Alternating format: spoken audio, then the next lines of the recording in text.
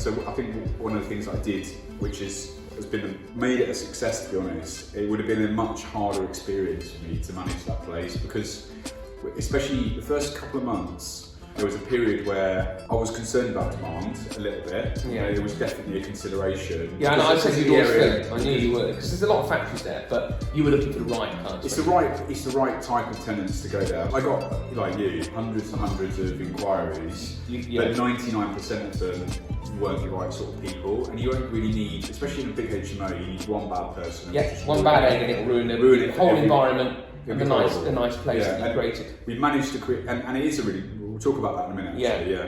But yeah, so I was really keen to get the right ones, and you know, I went about actually trying to source some corporate tenants for that. Yeah, I like that. That's the bit I like. When you said you get corporate, you had a good contact. I thought, I've actually managed to get 2 or 3 really good contacts. Yeah, you have. And they've kept it. So now out of the 9 rooms. I'm gonna be honest. I tried, and I had 2 on the loop. Skills pay the bills. But I just couldn't quite. They couldn't commit to me. Hence why I went you, because I'd just given up with all these meetings and time. It was just more time. I must admit, I got kind of lucky.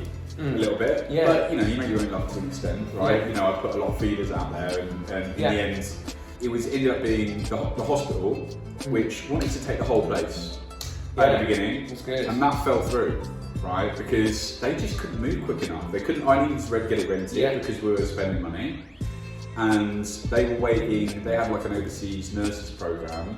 And they were recruiting these people, but they couldn't give me any timelines on when they were going to take it, and they wouldn't sign up until they started arriving.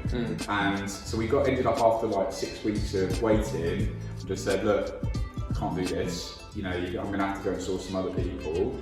If there are rooms still available, get in touch and you can have the ones that are left. Right? That's which I think is fair. Yeah, in the end, so we got, but we also then had a couple of care agencies that also put staff into social care and stuff in the local area. Yeah, I had a few on the line at the beginning, and I was just going to give it to one of those social care people, and they really, you know, I met them, they were lovely, but again, at the time, they said it might be next year, so I'm not going to keep it empty for another year. Yeah.